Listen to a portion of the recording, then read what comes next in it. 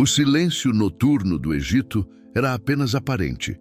Atrás das grandes paredes de pedra, entre as sombras das casas de barro dos hebreus, havia choros abafados, orações sussurradas, olhos assustados vigiando a escuridão.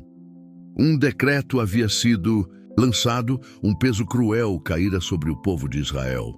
O faraó, temendo a crescente força dos escravos hebreus, ordenara que todo menino recém-nascido fosse morto, afogado no Nilo, apagado como se nunca tivesse existido. Era uma ordem desumana, ditada pelo medo e pelo orgulho. O Egito, com sua glória dourada e deuses silenciosos, mostrava o rosto cruel do poder. O faraó, considerado divino por seus súditos, mostrava-se apenas humano, frágil diante da ameaça de um povo que não possuía armas, mas carregava promessas. Era nesse contexto sombrio que uma mulher hebreia deu à luz um menino. E mesmo antes que ele chorasse pela primeira vez, ela já sabia. Aquele som, se fosse ouvido, poderia ser a sentença de morte. Mas ela não podia entregá-lo. Não aquele bebê. Havia algo em seu olhar, em sua pele, em sua presença. O texto de Êxodo diz que ela viu que ele era formoso. A palavra original carrega um peso mais profundo. Era como se houvesse algo de especial, uma beleza diferente, talvez até divina. A mãe, Joquebede, escondeu o menino por 3 meses. Com o coração acelerado a cada passo de um egípcio, do lado de fora, ela o mantinha seguro com o que podia. Panos, silêncio, fé. Mas 3 meses depois, não havia mais como esconder. Ele chorava mais alto, se movia mais. Os olhos vizinhos, talvez com medo, talvez com inveja, talvez com luto pelos próprios filhos perdidos, podiam denunciá-la. E então, Joquebede fez algo que só uma mãe de fé poderia fazer. Soltou o filho para salvá-lo. Ela preparou um cesto, selou com betume e piche para que flutuasse, e o colocou no rio Nilo. Aquilo que era um instrumento de morte, o rio para onde os meninos hebreus eram lançados, se tornou naquele instante instrumento de esperança. Com as mãos tremendo e os olhos marejados, Joquebede soltou o cesto. Talvez tenha orado, talvez tenha apenas chorado, mas sabia que aquele era o momento de deixar nas mãos de Deus aquilo que ela não podia mais controlar. O cesto flutuava, embalado pelas águas do Nilo, e como se fosse conduzido por mãos invisíveis, foi parar exatamente onde deveria, entre os juncos, perto do lugar onde a filha do faraó costumava se banhar. A princesa egípcia, envolta em tecidos finos, ornada, com ouro, cercada de servas, desceu ao rio como em qualquer outro dia. Mas naquele dia, seus olhos se detiveram sobre algo incomum. Um cesto, um choro, um bebê. Ela o abriu, e o choro do menino, dizem os rabinos, foi tão forte que rompeu a dureza do coração egípcio. A compaixão floresceu onde a ordem era matar. E a princesa reconheceu que era um bebê hebreu, mas mesmo assim não o rejeitou. Pelo contrário, algo nela se moveu, o pegou nos braços, o envolveu, decidiu adotá-lo. Em um instante, o filho de escravos tornou-se príncipe. E assim, Moisés foi salvo. E ali, nas margens daquele rio, o destino começava a ser moldado. Miriam, a irmã do menino, que observava tudo à distância, se aproximou. Com coragem e sabedoria, sugeriu à princesa que encontrasse uma ama hebreia para cuidar do bebê. A filha do faraó concordou, e num desdobramento quase inacreditável, a própria mãe de Moisés foi chamada para amamentar e criar o filho que havia soltado nas águas. Deus, de forma irônica e poética, devolveu o filho aos braços da mãe, agora com proteção egípcia e salário do palácio.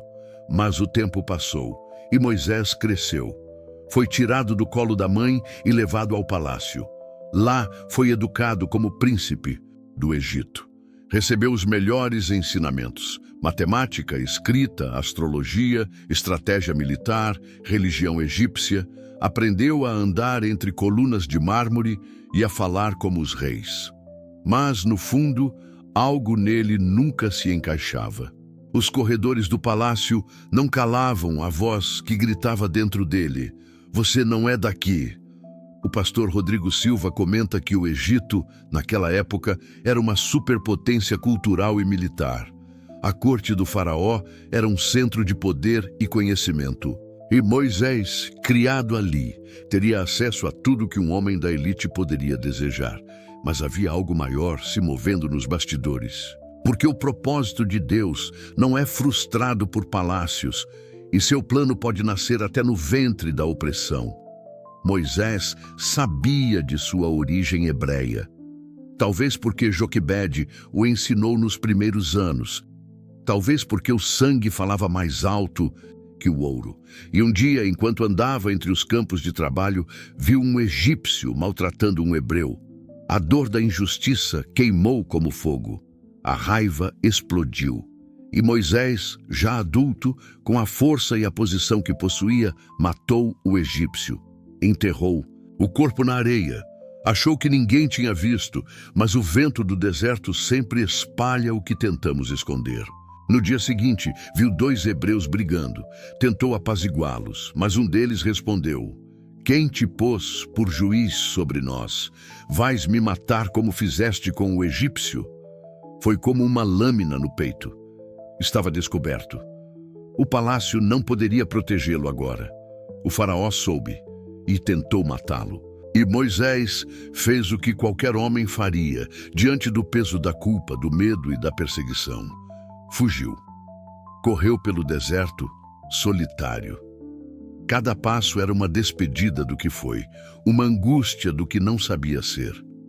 O príncipe se tornava peregrino, e o homem que nasceu hebreu, foi criado egípcio, agora caminhava sem identidade, sem lar, sem rumo, apenas com a alma em pedaços e a areia nos pés. Aqui, Rodrigo Silva destaca o simbolismo poderoso da fuga de Moisés, porque antes de Deus usá-lo para libertar um povo, ele precisava libertar o próprio Moisés, libertá-lo do orgulho, da violência, da ilusão do poder egípcio. O deserto, com toda a sua aridez, não é apenas castigo, é processo. É onde Deus esvazia o homem de si para depois enchê-lo de propósito. O sol queimava, a fome doía. Mas Moisés caminhava, estava vivo, e embora ainda não soubesse, estava exatamente onde Deus o queria.